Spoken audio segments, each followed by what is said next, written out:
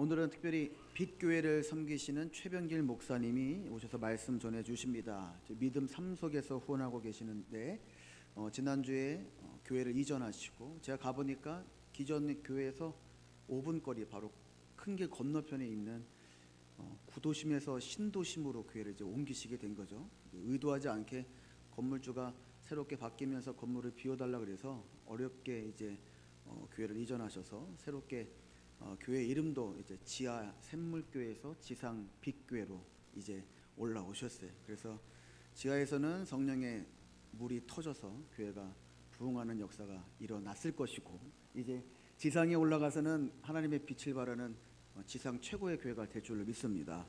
우리 오늘 빛교회 최병기 목사님 나오셔서 말씀 전해 주실 때 교회 이전에 대한 이야기와 또 함께 기도할 제목에 대해서 말씀을 나누도록 하겠습니다. 나오실 때 할렐루야로 함께 우리 인사하도록 하겠습니다. 할렐루야. 기도하겠습니다. 살아계신 아버지 하나님, 오늘 귀한 제단에서 함께 주님의 말씀을 나눕니다.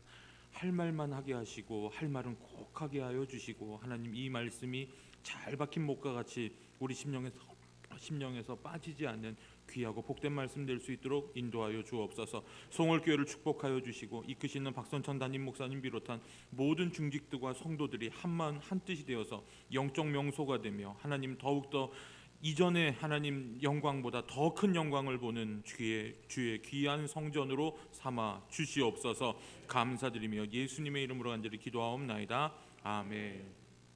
할렐루야. 하나님께서 우리 예배를 받으신 줄 믿습니다. 오늘도 함께 예배하는 사랑하는 성도 여러분, 또한 모든 우리 송월의 가족들 위해 하나님의 크신 은총이 함께 하시기를 간절히 축원합니다. 제가 이제 목회한 지 딱 10년 됐습니다. 제가 딱 10년 됐는데 제 나이가 이제 우리 나이로 52이거든요. 예, 52살인데 저도 이 나이가 될 줄은 몰랐습니다. 예, 저는 우리 담임 목사님 보면, 여러분 그거 아세요?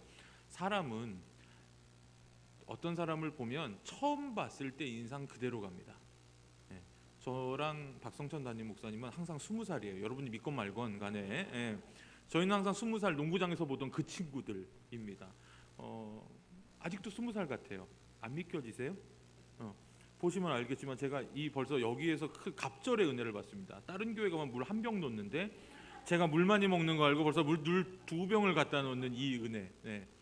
10년 목회하면서 제가 저희 동기들 중에 가장 늦게 목회를 한 편에 속하고, 뭐 아시는 분은 아시겠지만 저는 신학대학을 먼저 갔다가 나중에 나이 30에 다시 음악대학을 들어가서 그 음악대학 다닐 때 저는 박은국 담임 목사님 목회하시는 용현교회에서 4년 반 동안 사역을 했습니다. 저희 동기 80명 중에 부모님 2분이 다 교회를 다니지 않는 동기가 딱 2명 있었어요. 여자 동기 하나가 지금 화성에서 사모님하고 있고 그 남자는 접니다. 저는 부모님이 2분 다 교회를 안 다니셨어요. 전 중3 때 친구가 떡볶이 사줄 테니까 어디 안 갈래 그래서 거기서 낚여가지고 지금 목사가 되었습니다. 그렇죠. 제가 30년을 이제 교회에서 이제 월급을 받은 지가 벌써, 교회에서 사역을 한 지가 1999년부터, 저는 20세기부터 전도사를 했으니까요. 네, 했는데 제가 3분의 아버님 밑에서, 그러니까 친구 아버님 밑에서 전도사를 했어요. 근데 제가 교회를 이전하고 참 많은 감사할 일이 있는데 특별히 그 아버님들에 대한 생각이 들더라고요. 여러분 이런 말씀 들어보셨죠? 아이 하나를 키우는 데는 온 마을 하나가 필요하다라는 말이 있죠. 정말로 제가 강화도에서 사역할 때, 그리고 독쟁이에서 사역할 때, 그리고 인천 송도에서 사역할 때 아버님들 3분, 아버님들 밑에서 전도사로 있었는데 항상 그 교회에선 특별한 일들이 있었어요. 그러니까 저는 불신자 가정이기 때문에 아무것도 모릅니다.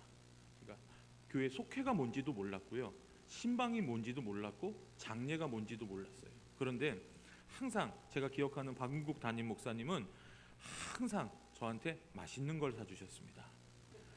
제가 그때 아버님 따라서 인천의 맛집들은 다 알았습니다. 옛날에 저기 모밀방이라고 모밀 먹으러 갔는데 먹고 싶은 만큼 먹으래요. 그래가지고 제가 모밀 그때 22판인가를 먹었어요. 옛날에 정말 많이 먹었죠. 그런데도 인상 한번 안 쓰시더라고요.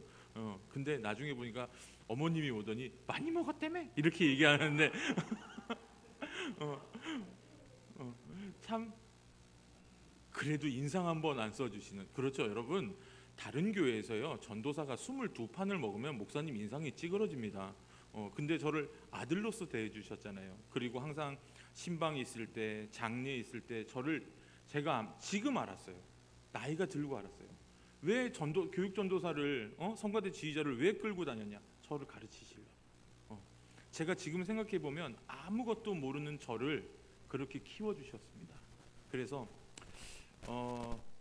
제가 목회를 하고, 저 아까도 얘기했지만 제가 예수를 믿고 가장 잘한 일은 저희 가족을 다 전도한 일입니다. 저희 아버님은 2009년에 소천하셨는데 저희 집이 큰 집 큰아들이에요. 저는 고등학교 때까지 제사를 지냈습니다. 물론 그래서 저는 여러분은 뭐 이런 말 아세요? 홍동백서, 조유리시 뭐 이런 거 좌포우에. 저 지금도 제사상 차리라면 그게 어렸을 때 하도 배워 있어서 잘 차릴 수 있습니다. 지방도 쓸 줄 압니다. 그런데 그런 집에서 예수 믿는 아들이 나왔고, 아버님 돌아가시기 전에 예수님 믿고 영접하셨습니다. 그리고 저희 어머니를, 제가 목사로서 최고의 영예는 저희 어머니를 제 손으로 세례를 베풀었습니다. 그리고 저희 어머니가 올해, 그러니까 작년 당회죠, 이제 집사가 되었어요. 이제 불신자의 아들이 아니라 집사 아들입니다.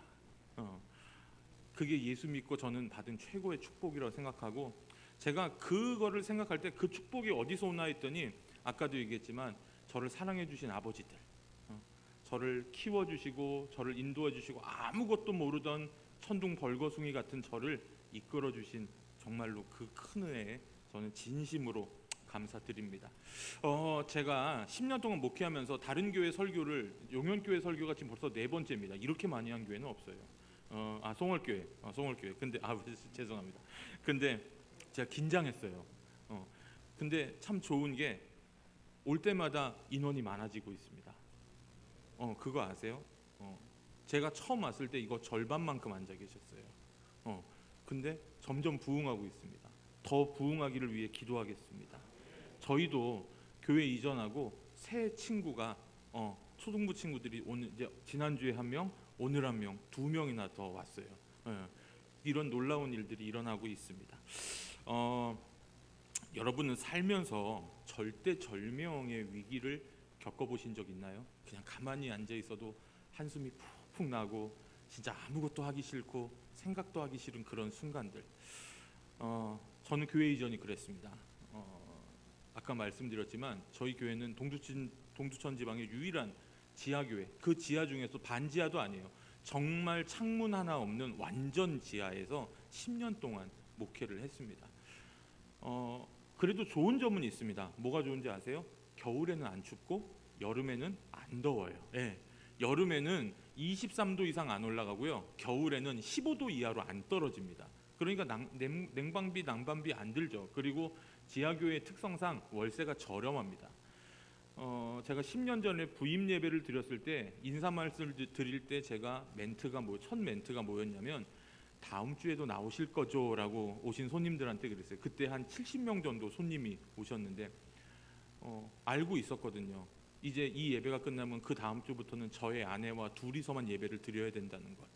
그렇게 3년을 예배를 드렸고 그렇게 10년을 목회했습니다. 그래도 하나님께서 아이들도 한 15명, 코로나 전에는 한 20명까지 부흥했고요. 그 다음에 가정으로는 출석하는 가정은 3가정, 그리고 헌금 보내주시고 온라인으로 예배드리는 가정까지 하면 7가정이 지금 예배를 드리는 교회가, 그래도 동두천에서 부흥한 교회가 됐습니다. 이게 다 여러분, 아까 저는 매일같이 이렇게 선교 헌금이 들어올 때마다 정말로 송월교회를 위해 기도하고, 날마다 매일 새벽마다 담임 목사님과 여러분을 위해서 기도하는데, 여러분이 그 섬겨주시는 그 귀한 헌신으로 이렇게 교회가 부흥할 수 있게 됐죠. 그런데 작년 11월에 이제 저는 살면서 내용 증명이라는 걸 처음 받아봤습니다.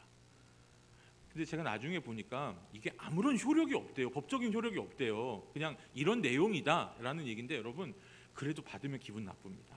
가슴이 벌렁거려요. 그랬더니 이제 뭐 건물주가 교체되었고 안전 진단을 이제 받아야 되고, 안전 진단을 받아야 되고 그러니까 이제 즉시 퇴거를 요청합니다 이러는 거예요. 그래서 전화를 했죠. 건물주한테 하니까 1월 말에 나가달래요. 1월 말이요? 2달밖에 시간도 없고, 그리고 1월 말이면 제일 추울 때 아니에요. 제일 힘들고 어려울 때. 그리고 여러분 이게 힘듭니다. 여러분 이 교회가요, 이 교회가 월세를 얻기 되게 어려운 곳인 줄 아세요? 제가 이번에 안 건데 사람들이요, 식당하고 카페는 반기는데 교회는 별로 안 반기더라고요. 정말 괜찮은 자리 하나 있었어요. 월세도 괜찮고 자리도 괜찮고 그랬는데 거기서 주인하고 통화를 하는데 다 얘기가 잘 됐어요. 거기가 막 1년 동안 안 나갔대요. 근데 업종이 뭐예요? 그랬더니 교회요. 그랬더니 수고하세요 하고 끊더라고요. 다시 전화하니까 왜요? 그랬더니 우리 건물 3, 4층이 원룸인데 스피커 쓰시죠? 그랬더니 네. 그랬더니 그러면 그 사람들 일요일 날 자야 되는데 스피커 쓰면 안 되잖아요. 사람들이 교회를 안 좋아한다는 걸 그때 알았다니까요. 그래서 정말 막막했습니다. 그래서 막 어떻게 해야 되지 가진 건 하나도 없었고요. 가진 건 하나도 없었고 한숨밖에 안 나왔어요. 근데 제가 예전에 읽었던 책 중에 하용조 목사님이 쓰신 사랑하는 그대에게라는 편지로 된 책이 있어요. 거기서 제가 정말 인상 깊게 읽었던 한 구절이 있습니다. 고민거리는 기도거리입니다. 고민거리는 기도거리입니다. 나가야 되는데 저는 이전이 그냥 교회만 집만 옮기면 되는 건 줄 알았어요. 왜냐하면 저는 그래도 지하이긴 하지만 전임 목사님이 다 해놓고 기자재도 다 있는 교회에 들어왔거든요. 그래서 아무것도 저는 준비할 게 없이 들어왔는데, 저는 리모델링비가 그렇게 많이 들어갈 줄 알았으면 저는 딴 데로 도망갔을 겁니다. 정말로 이게 처음에는 저를 압박하는 게 있었어요. 뭔지 아세요? 돈.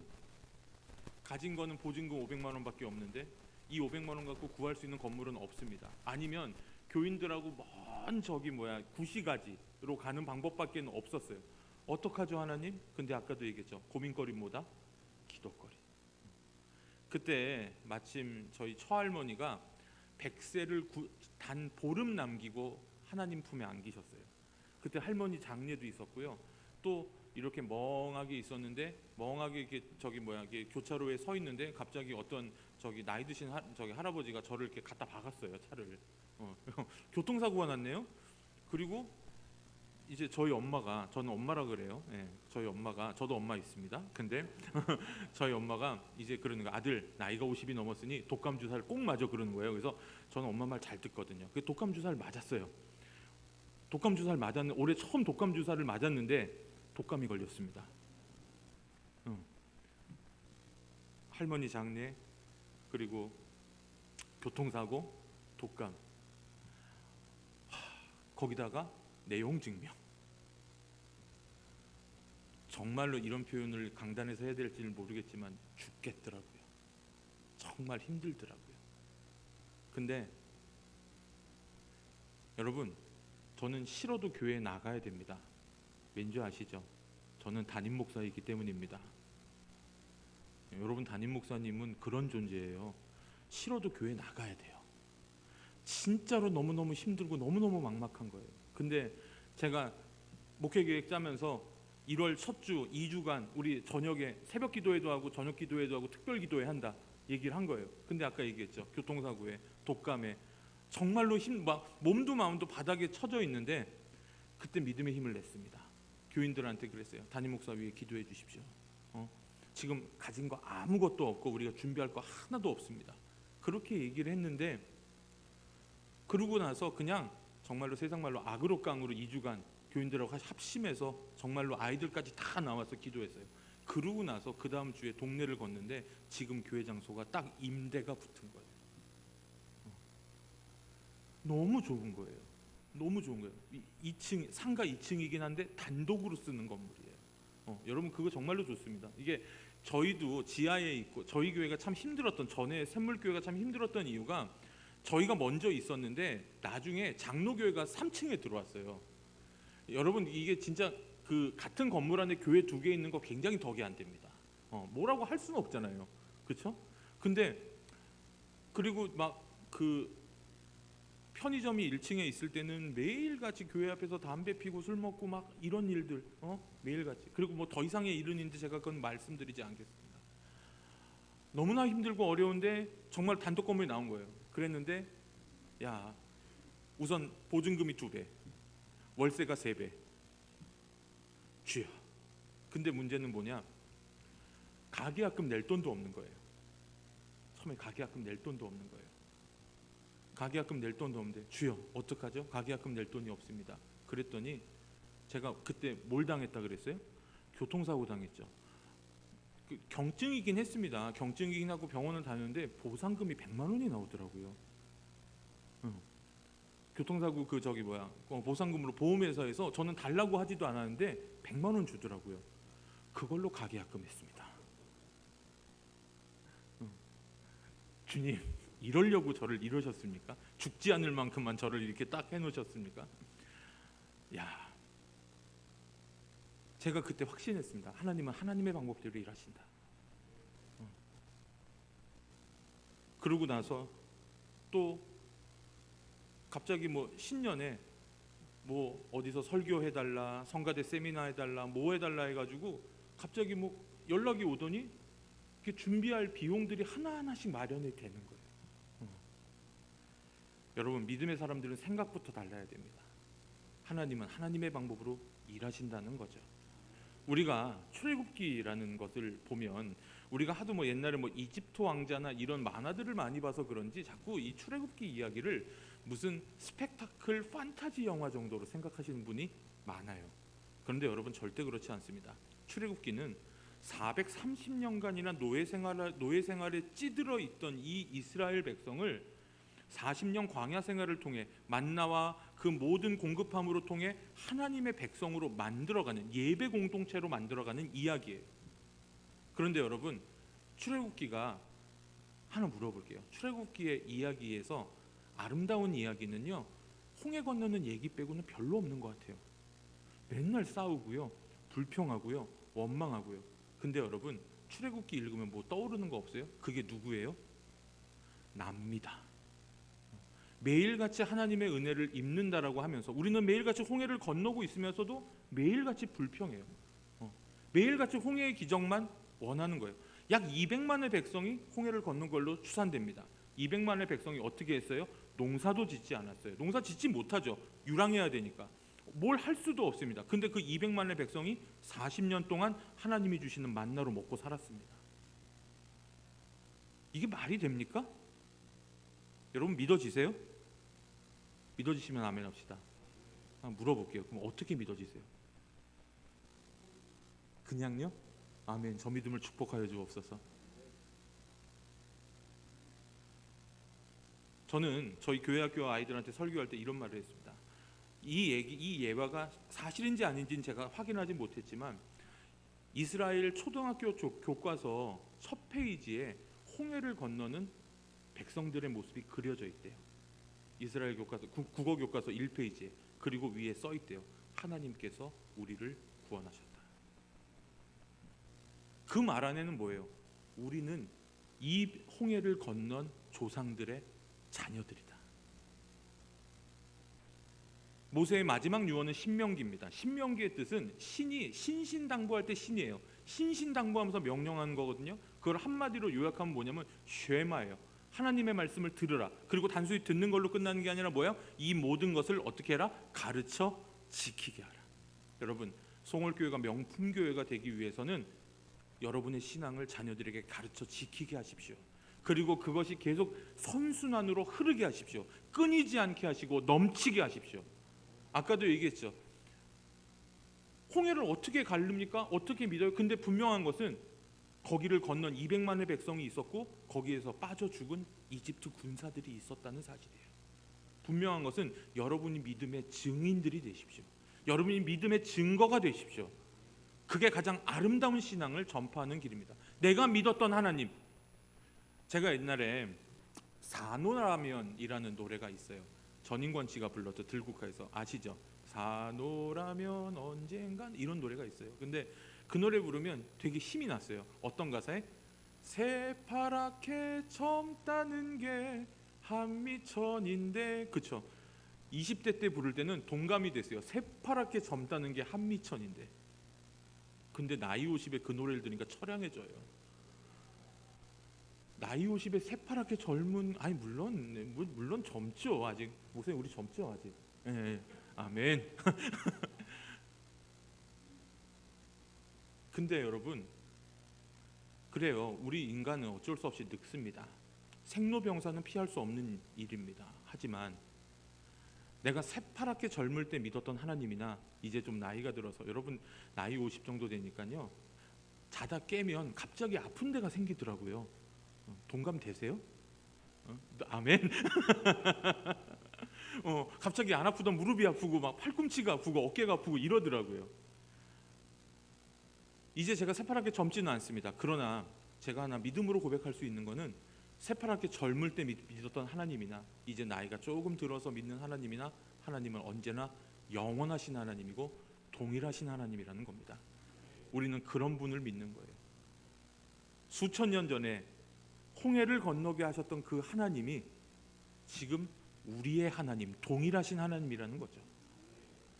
지금 우리는 사순절을 지나고 있고, 이제 예수님의 마지막 한 주간에 보면 논쟁의 날 때 부활을 믿지 않는 사두개인들이 예수님께 찾아옵니다. 그 사람들은 여러분 모세 오경 외에는 성경을 인정하지 않았거든요. 그러면서 이제 부활 논쟁에 대해서 이야기를 해요. 부활에 대한 얘기가 모세 오경에, 창세기, 출애굽기, 레위기, 민수기, 신명기에 부활이라는 게 안 나오는데 어떻게 부활을 어떻게 믿습니까? 라고 이야기하니까 예수님이 단 한마디로 그들의 논리를 잠재웁니다. 뭐라 그래요? 하나님은 내가 아브라함의 하나님이요, 이삭의 하나님이요, 야곱의 하나님이다 라고 했어요. 무슨 얘기인지 아세요? 과거형으로 얘기하지 않으세요. 나는 아브라함의 하나님이 었고 이삭의 하나님이 었고 야곱의 하나님이 었다가 아니라, 아브라함의 하나님이요, 이삭의 하나님이요, 그리고 야곱의 하나님이요, 지금 나의 하나님이다.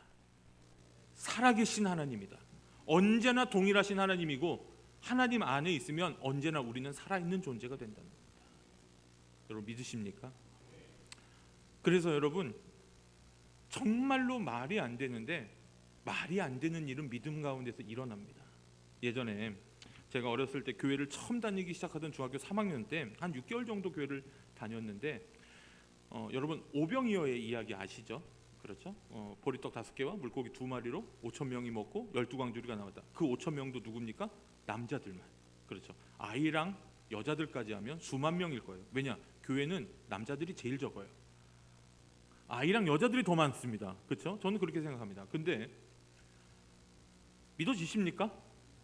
아멘. 어떻게 믿을 수 있어요? 먹은 사람들이 있거든요. 여러분, 이게 만약에 거짓말이었으면요, 복음서가 쓰여질 당시에 이미 이건 공격당했을 거예요. 근데 복음서가 쓰여질 당시에 아무도 공격 안 했어요. 왜? 우리가 거기서 먹었거든. 근데 이 이야기를 아주 현실적으로 이야기하는 사람들이 있어요.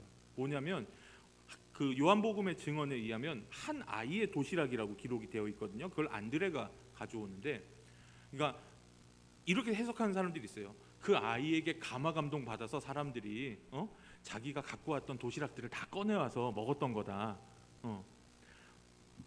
좀 제가 중등부 다닐 때 좀 전도사님이 좀 그런 약간 좀 진보적인 입장에 있는 분이었거든요. 그 얘기를 하는 거예요. 근데 제가 그때 얼마 되지 않는 신앙으로 그 전도사님을 보면서, 여자 전도사님이었는데 이렇게 말했습니다. 그럴 거면 못하러 믿어요. 내 도시락 먹고 말지. 여러분, 우리 하나님은 하나님으로 믿어야 됩니다. 제가 교회 이전 준비하면서 제일 마음에 와닿았던 게, 주님이 기가 막힌 말씀을 마태복음 6장에 하시더라고요. 내일의 염려는 내일 해라. 오늘 고생이 족하다. 오늘 낮 설교 때도 이야기했는데, 얼마 전에 제가 존경하는 어떤 목사님의 유튜브 채널을 보는데 이런 신앙 상담이 왔어요. 교회를 다니는데 점 봐도 되나요? 제가 그래서 이게 말이야 방구야 그랬어요. 뭐 물어볼 걸 물어봐야지, 교회를 다니면서 점을 봐도 돼요? 왜요? 세상 사람들은 자꾸 미래를 알고 싶어 합니다. 미래는 불확실하거든요. 근데 아까도 말씀드렸죠. 내일은 하나님의 영역입니다. 우리에게 주어진 건 지금밖에 없어요. 여러분, 우리는 점점 나이가 들어갑니다. 그러나 우리 여기 있는 지금 몇 학년이에요? 응. 중2? 우와, 중2가 교회를 나와? 옆에는 중2? 옆에는 중1? 할렐루야. 여러분, 홍해가 갈리는 기적보다 더 큰 기적이 여기서 일어나고 있습니다. 이거 인터넷 안 나가죠? 나가요? 아, 나가요? 그래도 얘기할래요. 우리 교회 중위는 저런 태도로 예배 안 드려요. 저런 초롱초롱한 눈으로 나를 뚫어져라 쳐다보지 않아요. 중위일 때만 해도 좀 볼만했는데 중위 되니까 갑자기 시선이 바뀌더라고요. 여러분 그거 알아요? 여러분이 무서워서 김정은이 못 쳐들어 내려오는 거? 여러분은 어떻게 할 수가 없어서? 여러분은 하나님도 어떻게 하지 못한데? 근데 이 자리에 앉아 있다고? 여러분 아까도 있죠. 정말로 이게 송월교회 미래입니다. 가르쳐 지키게 하는 것. 이 좋은 일들이 더욱더 부흥하기를 간절히 소망합니다. 그래서 여러분 그렇게 이전을 했습니다. 근데 아까 그냥 하나님 앞에 맡겼어요. 그래요. 내일 일은 내일 하겠습니다. 그건 하나님의 영역이니까 오늘 내가 할 수 있는 최선을 다하겠습니다. 기도하고 도움을 요청하고 그 도움 요청하니까 또 제일 먼저 도와준 사람이 누구예요? 제일 먼저 도와준 사람 우리 회장님. 왜 동기회장은 맡아가지고 이 사서 고생을 하는지는 모르겠지만 진짜로 너무너무 감사하더라고요. 근데 제가 읽은 책 중에 옛날에 신학생 때 로버트 모건이 쓴 홍해의 법칙이라는 책이 있었습니다. 근데 거기에 보면 여러분 인생의 위기를 한 방에 역전시키는 매력적인 이야기라는 표제가 붙어 있어요. 그 홍해의 법칙이 10가지인데 간단하게 여러분과 나누면 첫 번째 홍해의 법칙은 이겁니다. 하나님은 당신과 늘 함께 읽을까요? 시작. 믿으십니까? 첫 번째로 여러분 하나님은 우리와 함께 하십니다. 아까 제가 이스라엘 초등학교 교과서 이야기를 했죠. 하나님이 우리를 구원하셨다. 이사야 선지자가 예언할 때 우리에게 오시는 메시아는 어떤 하나님이었어요? 우리와 함께 하신 하나님. 뭐예요? 그게 임마누엘. 멀리 계시는 분이 아니에요. 하나님이 우리에게 있어서 아빠가 되십니다. 믿으십니까? 예수님이 기도를 가르쳐 주실 때 주님의 기도에서 가장 중요한 단어 2가지가 있어요. 하나는 아버지란 단어고 하나는 우리라는 단어예요. 근데 생각해 보면 아버지 때문에 우리가 되는 겁니다. 믿으십니까? 우리 속회분들, 우리 저희 교회를 섬겨 주시는 우리 모든 교우들, 이게 주님 안에서 한 아빠를 섬기기 때문에 여러분이 이 일이 가능한 거예요. 예전에 제가 존경하는 목사님이 그런 얘기했어요. 하나님을 아빠로 믿어야지 아저씨로 믿으면 안 된다고. 아빠니까 도와주는 거라고. 제가 왜 아빠라고 하는지 아세요? 예수님이 아버지라고 안 가르쳐 주셨어요. 아빠라고 했어요. 근데 이 말은 뭐냐면 그러니까 우리 박은국 담임 목사님, 제가 사석에서 보면 아까도 우리 황선영 사모님 갈 때 어머니 제가 이렇게 인사했어요. 이렇게 얘기하거든요. 근데 제가 사석에서 아버지라고 말하는 분도 그렇게 많지 않습니다. 근데 제가 방국 담임 목사님한테 아빠라고는 안 합니다. 죄송해요. 제가 우리 황선영 사모님한테 엄마 이러진 않아요. 엄마라고 하는 사람은 뭐예요? 나의 친아빠, 친엄마. 예수님이 말한 건 뭐냐면 그토록 가깝게 하나님이 우리와 함께 하신다는 거예요. 하나님이 우리의 뭐다? 아빠다. 여러분 기억하세요? 하나님 아저씨로 믿으면 안 돼요. 하나님 삼촌으로 믿으면 안 돼요. 그러면 그분도 우리를 그렇게 대할지 몰라요. 하나님이 우리와 늘 함께 하신다는 것을 여러분 믿는 것이 기적의 시작입니다. 2번째로는 이겁니다. 나의 안전보다는 하나님의 영광을 생각하라. 여러분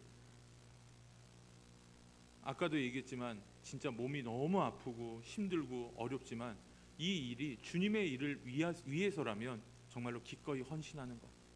주님께서 말씀하셨죠. 나를 따르려거든 어떻게 해라? 자기를 부인하고 자기 십자가를 지고 나를 따르라. 오늘 낯설교가 뭐였냐면 누가복음 18장에 나오는 부자 청년과 19장에 나오는 삭개오의 이야기를 비교해서 하는 이야기였거든요. 근데 여러분 부자 청년은 교회 잘 다녔어요. 율법도 다 지켰어요. 하지만 결국 뭐 때문에 못 넘어갔어요? 자기가 가진 재산과 명예와 모든 권력 때문에 그것을 포기하지 못했죠. 하지만 삭개오는 어땠습니까? 예수님을 맞아들이고 그 말씀에 감화받으니까 자신의 모든 것을 놓을 줄 아는 사람들.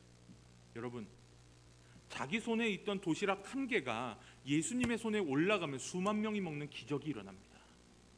여러분이 그런 기적의 실마리가 되기를 간절히 축원합니다. 세 번째입니다. 우리 함께 읽을까요? 세 번째, 시작. 적은이. 자, 여러분, 이전하는데, 교회 이전하는데 제일 중요한 게 뭘까요? 뭐가 제일 중요해요? 뭐가 준비돼야 돼요? 돈이에요? 주님이에요? 아멘. 앞에서 한 얘기는 다 생략하기로 하겠습니다. 그렇죠. 처음에 저도 사람이니까 솔직하게 고백합니다. 돈이 필요하다 생각했어요. 저 이렇게 많이 리모델링 비용, 저는 특히 이 건물이 되게 지금 이사한 데가 되게 좋은데 제가 사진이라도 좀 가져왔어야 되는데 죄송합니다. 그 전 세입자가 야반도주 해가지고 원상복구를 하나도 안 해놓은 거예요. 그래서 철거 비용까지 저희가 다 감당했습니다. 저는 리모델링 비용이 그렇게 많이, 저도 좀 기술을 배워야 되나 이런 생각이 들 정도로. 근데 뭐만 하면 돈이에요. 뭐 하나 하면 하는데, 근데 결국 그 모든 것을 주관하시는 건 하나님밖에 없다는 거예요. 그래서 여러분, 적을 인식하되 두 눈은 주님을 주셔야 돼요. 그러니까 분명히 이 상황이 필요한 건 내가 인식을 해야 됩니다. 그런데 자꾸 눈앞의 문제 때문에 가장 중요한 본질을 잃어버리기 쉽다는 거예요. 제가 하나 물어보죠. 교회 일은 돈으로 합니까? 믿음으로 합니까? 아멘. 제가 존경하는 저 모교회 때 감독님이 이런 설교를 하셨어요. 돈 많은 사람이 헌금 많이 하고 11조 하는 게 아니고 믿음 있는 사람이 11조도 감사도 선교 헌금도 드리는 거고, 시간 남는 사람이 교회 나와가지고 봉사하고 청소하는 게 아니라 믿음 있는 사람이 교회 나와서 헌신하고 봉사하는 거다. 결국 교회는 믿음으로 채워지는 공동체다. 저도 1999년부터 교회 일 해보니까요, 돈 가지고 사역 안 하더라고요. 믿음으로 하더라고요. 먼저 무릎 꿇는 사탄은, 여러분, 사탄은 윌리엄 카우퍼가 이야기했지만 사탄은 약한 자의 무릎에 가장 약하다라고 이야기했어요. 우리가 무릎 꿇을 때 여러분 놀라운 기적들이 일어납니다. 분명한 건 문제는 분명히 존재해요. 하지만 이게 내 본질이 아니라는 거예요. 내가 바라봐야 될 분은 믿음의 주여 온전케 하시는 예수님밖에 없다는 사실을 분명히 기억하시기를 바랍니다. 그리고 네 번째입니다. 정말로 중요하죠. 함께 읽을까요? 시작. 하나님과 소통하는 유일한 창구예요. 하나님과 소통하는 유일한 창구예요. 기도하면 어떤 사람들이 이런 얘기해요. 기도하면 떡이 나온답니까? 나오더라니까요. 경험해 보셨으니까 저런 아멘이 나오죠. 하나님 앞에 무릎 꿇는 방법밖에 없습니다. 하나님과 대화하는 것밖에 없어요. 그 어려운 상황에서. 그래서 여러분, 가장 위험한 순간은 언제예요? 기도는 우리의 호흡이라고 하잖아요. 우리의 숨이 끊어지면 안 돼요. 하나님과의 대화와 호흡이 끊어지지 않기를 간절히 축원합니다. 날마다 기도하고 날마다 하나님 앞에 아뢰는 복된 공동체가 되기를 바랍니다. 다섯 번째입니다. 함께 읽을까요? 다섯 번째입니다. 시작. 시편 46편 10절에 너희는 가만히 있어 내가 하나님됨을 알지어다. 너희는 가만히 있어. 영어 성경 보면 뭐라고 시작하냐면 be still이라고 나와요. be still. 강력한 명령어예요. 가만히 좀 있어. 내가 일할게. 잠잠히 하나님을 기다리는 것. 잠잠히 뭘 가지고? 확신을 가지고, 하나님께서 일한다는 확신을 가지고 하나님의 역사를 기다려라. 조급하게 나서지 말고 잠잠할 줄 아는 것. 하나님의 음성 듣기를 구하는 것. 그리고 여섯 번째입니다. 이거 참 중요한데요. 여섯 번째 말 한번 읽을까요? 시작. 확신이 서지 않으면 여러분, 홍해가 갈리고 홍해를 건너지 않았습니다. 성경의 이 타임 테이블을 보면 홍해가 갈라진 다음에 건너자 이러고 건넌 게 아니에요. 하나님께서 뭐라고 했어요? 백성들은 물로 들어가게 했어요. 그냥 물로 걸어가라. 걸어갈 때 모세가 지팡이를 내미니, 우리가 하도 만화나 이걸 많이 봐서 쉽게 영화를 많이 봐서 여러분 홍해가 이렇게 가운데로 쭉 갈라진 줄 아시는데 성경의 기록을 보면 하나님께서 동풍을 부셔서 물을 벽으로 만드셨어요. 이게 더 과학적입니다. 물을 벽으로 미신 거예요. 이렇게 한쪽으로 쫙 미셔가지고 물이 이렇게 올라가게 된 거예요. 근데 여러분 하나 물어볼게요. 권사님, 제가 권사님 지난번에 금요 기도회 때 하신 멘트를 지금까지 마음에 담고 있습니다. 동두천에서 가장 핫한 목사. 네. 너무 감사해요. 저는 지금까지 그 핫한 목사로 살고 있습니다. 근데 권사님 한번 물어볼게요. 옆에 물이 쌓였어요. 앞에 땅이 나왔네요. 건너가라면 건너갈 수 있습니까? 진짜로? 우리 중이, 중이 원. 자, 저기 건너갈 수 있어요? 중이 투.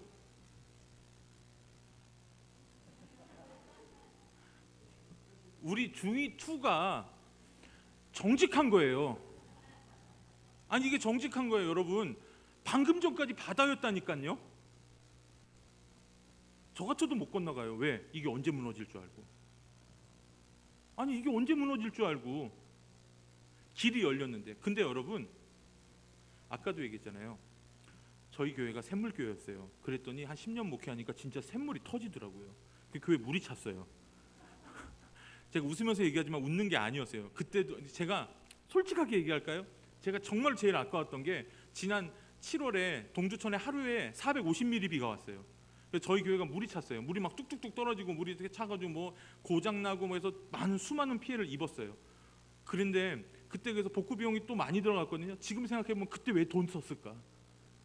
그게 너무 아까웠던 거예요. 근데 아까도 얘기했잖아요. 지하교회 장점은 뭐예요? 안 춥고 안 덥고 그다음에 뭐랬어요? 월세가 싸요. 또 가을쯤 지나가니까 잊어먹는 거예요. 그때는 교인들하고 우리 이전하게 해주옵소서 막 기도했는데 또 안 춥고 월세 싸고 살만하니까 잊어먹어요. 그랬더니 하나님께서 상황을 만드네. 아까도 얘기했죠. 물벽이 쌓여 있는데 걸어가는 거 쉽지 않아요. 근데 지금 이거밖에는 길이 없어요. 왜?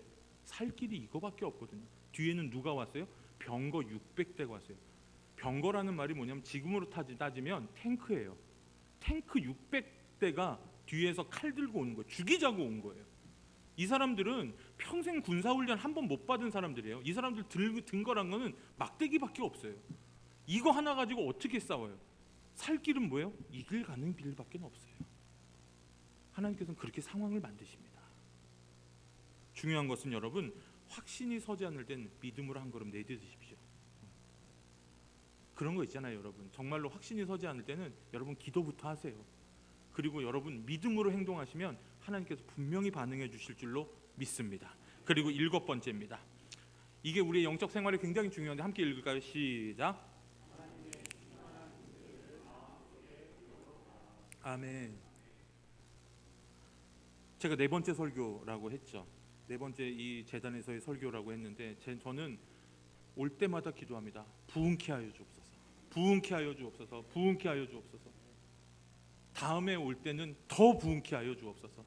여러분 우리에게 이런 임재가 필요해요. 하나님 우리 가정이 우리 교회가 우리 공동체가 하나님의 충만한 임재 가운데 살게 하여 주옵소서. 오늘은 비록 힘들고 어렵지만 내일은 우리가 풍요롭게 살게 하여 주옵소서. 여러분 우리 영적 생활이 이게 너무 얼마나 중요한데요. 제가 지난번에 왔을 때는 중일이 없었다니까요. 너희들이 기적이라니까. 얼마나 귀하고 이뻐. 그러니까 여러분 그냥 이뻐하면 안 돼요. 그렇죠? 아이들은 뭘 먹여야 돼요. 내가 분명히 얘기했다. 알았지? 여러분 하나님의 충만한 임재를 우리가 그려봐야 됩니다. 하나님께서 이 제단 가운데 충만하게 역사하셔서 우리를 부흥케 하실 것이고 우리 가운데 기적을 이루어 주실 것이며 하나님의 능력으로 함께 하실 것이다. 그래서 여러분 이런 연습들을 여러분 삶 가운데 할 때 여러분은 삶의 현장이 기적의 현장이 될 줄로 믿습니다. 그리고 8번째입니다. 함께 읽을까요? 8번째 시작.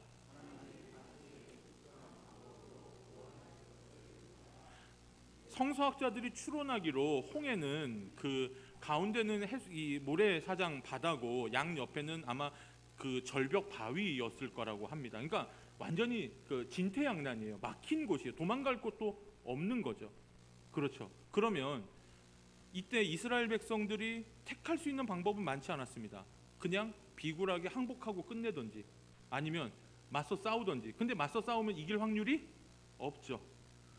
그러면 방법은 뭐예요? 방법은 하나님의 길대로 가는 거예요. 하나님의 방법을 인정하는 거예요. 하나님은 하나님의 방법대로 인정. 아까 제가 얘기했죠. 처음에 가계약금이 없을 때 제가 진짜 그 우프다라는 말 아세요? 웃기고 슬프다. 제 통장에 저기 뭐야 그 보상금 100만 원 딱 찍혔는데 그걸로 바로 저기 뭐야 가계약금 이게 오자마자 바로 건물주한테 가계약금이라고 해서 보냈어요. 우프다 그랬어요. 하나님 이렇게 일하시네요. 그래도 이거라도 주시니 얼마나 감사합니까? 죽지 않을 만큼 다치게 하셔서 그걸로 시작이다. 하나님은 하나님의 독특한 방법. 그러니까 여러분 이사야서 55장 8절에서 9절에 이는 내 생각이 너희의 생각과 다르며 내 길은 너희의 길과 다름이니라. 이는 하늘이 땅에서 높음같이 내 길은 너희의 길보다 높음으로 내 생각은 너희의 생각보다 높음이니라. 고린도전서 1장에 보면 여러분 하나님의 어리석음이 인간의 지혜로움보다 훨씬 지혜롭다고 했어요. 하나님을 판단하지 마십시오. 재단하지 마십시오. 하나님은 하나님의 방법대로 일하십니다. 이제 여러분 2개밖에 안 남았습니다. 평소보다 설교가 길었죠. 저도 원래 설교 길게 안 한 사람인데 너무 저 은혜를 나누다 보니까 죄송합니다. 자 이제 깊은 잠에서 깨시고 깊은 잠에서 깨시고 이제 2개밖에 안 남았습니다. 9번입니다. 법칙 아웃. 시작.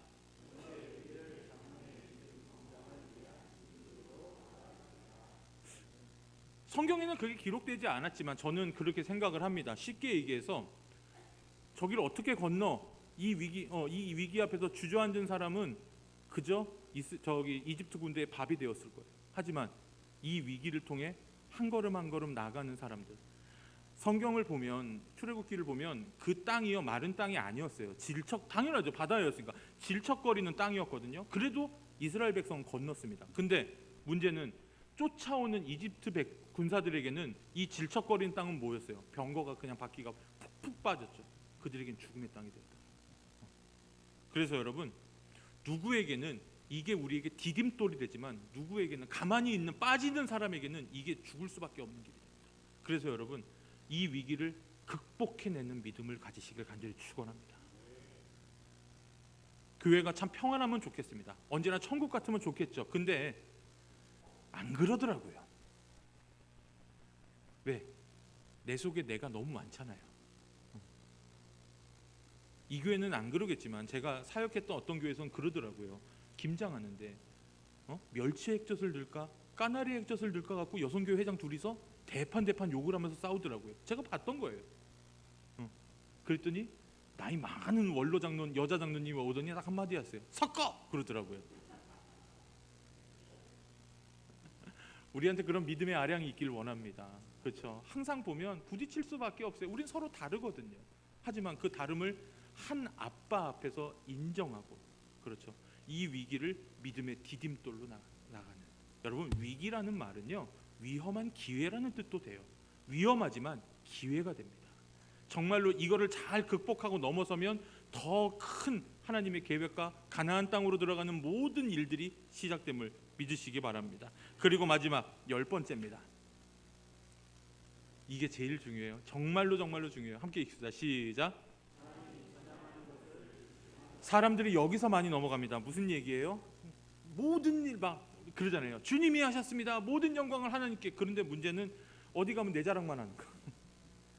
내가 노력해서 된 거 하나도 없습니다. 여러분 은혜의 반대말은 당연이랍니다. 은혜는 거저 주어지는 거예요. 하나님께서 값없이 우리에게 주는 겁니다. 값이 싸서 값없이가 아니라 값을 매길 수가 없을 정도로 값어치 있어서 값이 없는 겁니다. 그렇죠. 근데 그 어떤 영화에 이런 대사 나오더라고요. 호의가 계속되면 권리인 줄 알더라. 그렇더라고요. 자꾸 이렇게 되면 내가 잘해서 된 줄 알아요. 여러분, 모든 영광은 하나님께 돌려야 됩니다. 가장 중요한 것, 여러분, 우리가 위기도 넘기고 홍해도 건너고 놀라운 기적들도 체험했지만 결국 부흥하고 발전하는 공동체의 마지막 끝은 하나님께 영광이에요. 그럴 때 새로운 희망이 생기고 새로운 창조가 일어나며 새롭게 시작할 수 있다라는 거예요. 어려움들 앞에서, 정말 어려움들 앞에서 우리가 이렇게 나가기를 원한다라는 사실이죠. 그래서 여러분, 아까 제가 신명기 모세의 고별 설교 이야기했지만 수도 없이 모세는 이야기합니다. 기억하라, 잊지 말라. 여러분, 하나님이 주신 은혜를 기억하십시오. 그리고 잊지 마십시오. 그리고 그것을 가르쳐 지키게 하십시오. 여러분이 홍해의 주인공이 될 수 있습니다. 우리 찬송 하나 부르고 함께 좀 통성으로 기도하기 원하는 것은 우리 마지막에 모든 영광을 하나님께 돌리기를 원합니다. 여러분, 이 찬양을 부를 때 영광 돌릴 게 있어서만이 아니라 하나님, 내가 모든 삶에서 하나님께 영광 돌리며 살게 하여 주옵소서. 하나님, 이미 이긴 전쟁을 승리를 선언하며 살게 하여 주옵소서. 우리 그런 마음으로 우리 이 찬양 한번 부르죠.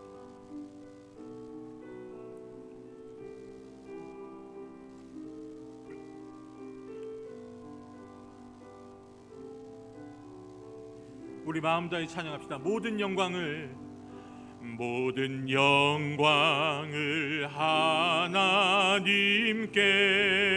하나님께, 모든 영광을 하나님께, 온 마음과 뜻 다해 주 사모합니다.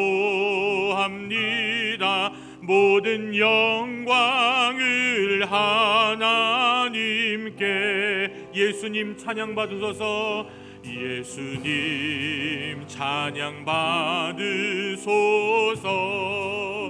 예수님 찬양 받으소서. 죄 사했네 우리 위에 성령 주셨네. 예수님 찬양 받으소서. 위로의 성령님이시여, 위로의 성령님이시여, 위로의 성령님이시여, 우리 안에 계셔서 늘 인도하셨네. 위로의 성령님. 우리 마지막으로 한 번 더 손 높이 들고 모든 영광을 하나님께, 모든 영광을 하나님께, 모든 영광을 하나님께, 온 마음과 뜻 다해 주 사모합니다. 모든 영광. 우리 시간 통성으로 기도할 때 모든 영광을 하나님께 돌리며 모든 일 가운데 승리하는 우리 송월교회가 되게 해달라고 우리 합심하여 함께 기도하겠습니다. 하나님 아버지 감사합니다. 모든 영광을 하나님께 돌립니다. 하나님, 모든 어려움 속에서 이기하신 하나님의 능력을 찬양합니다. 하나님, 우리가 믿음으로 살게 하여 주시고 하나님, 우리 앞에 있는 홍해들을 건너게 하여 주시옵소서. 아버지 하나님, 간절히 기도하옵기는 우리가 믿음으로 승리하게 하여 주시고 믿음의 주에 온전케 하시는 예수 그리스도를 바라보며 하나님과 날마다 승리하며 살아갈 수 있도록 주여 함께하여 주시옵소서. 이 시간 하나님 은혜를 베풀어 주시오니 감사드립니다. 아버지 하나님, 우리 박선천 담임 목사님 비롯한 모든 하나님 권속들과 모든 교우들이 한마음 한뜻으로 하나님께 예배하며 날마다 기적을 체험하는 귀하고 복된 자단 될 수 있도록 주여 인도하여 주시고 함께하여 주시옵소서. 아버지 하나님, 우리 앞에 하나님 건너지 못할 강이 없으며 넘지 못할 산이 없습니다. 주여 믿음으로 승리하게 하여 주시고 아버지의 은혜와 사랑으로 함께하여 주시옵소서. 주여 하나님 아버지 감사합니다. 주여 하나님이 도와주시고 주님 아버지 감사합니다.